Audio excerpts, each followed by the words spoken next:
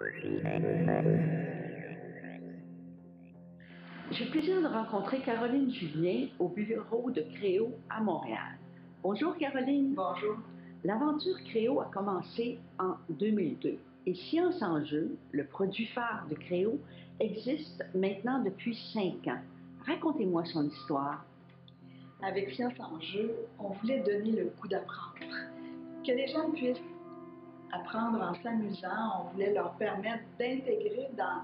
On s'adresse à la génération numérique. Ces jeunes-là jouent, sont impliqués dans le jeu vidéo depuis leur tendre enfance et on souhaitait intégrer dans des univers de jeu des concepts d'éducation scientifique. Science en jeu, c'est un monde virtuel que l'on explore dans la peau de son avatar, dans la peau de son personnage, en collaboration avec ses amis ou les élèves de sa classe. Mais au départ, c'était 2 petites villes thématiques, presque peu de contenu, et l'univers a grandi avec la collaboration de nombreux partenaires. Aujourd'hui, c'est 12 îles thématiques, une 50aine de partenaires canadiens et internationaux.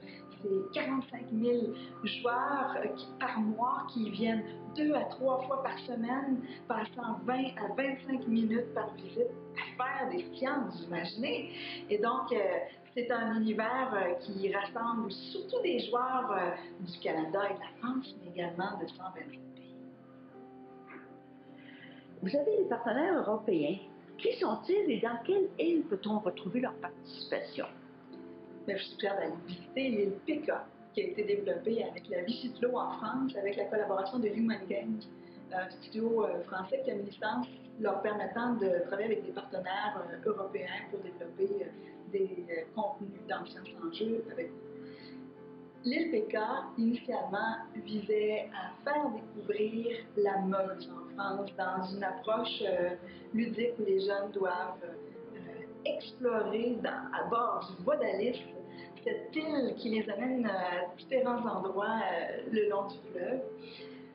Et parallèlement, les jeunes peuvent aussi explorer le Saint-Laurent à travers une aventure un peu similaire.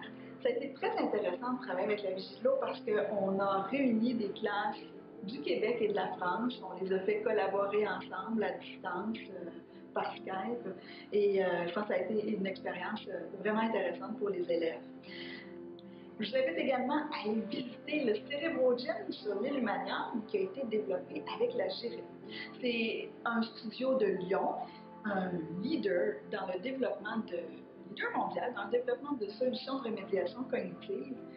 On s'est rapproché parce que leur solution visait davantage une clientèle de cliniciens et en intégrant leurs exercices qui ont été développés avec des spécialistes de leur secteur dans un monde virtuel, on se retrouve à avoir un outil qui est très grand public, qui peut être utilisé à la maison ou en classe pour aider les jeunes qui ont un déficit d'attention à travailler leur attention et aussi à trouver des trucs pour mieux vivre au quotidien avec le TDAH.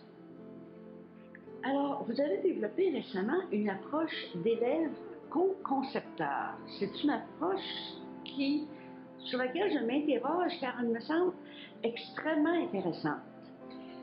Depuis des années, on travaille avec les jeunes pour tester ce qu'on fait, mais on a voulu aller plus loin que simplement tester un scénario, tester une version bêta. On a voulu en venir à impliquer les élèves tout au fil du développement.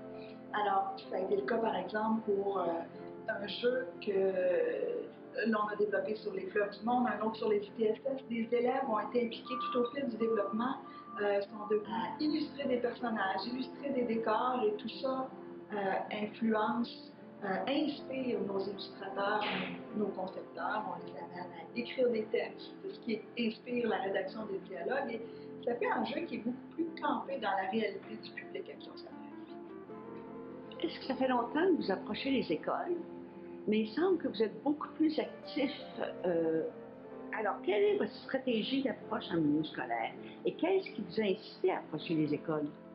Quand on a lancé Créo, effectivement, on visait davantage le public à la maison, en faire des jeux qui va permettre aux jeunes de s'amuser avec les sciences dans un cadre de loisirs scientifiques. On a toujours développé parallèlement des guides pédagogiques qui permettent d'utiliser ces ressources-là en classe.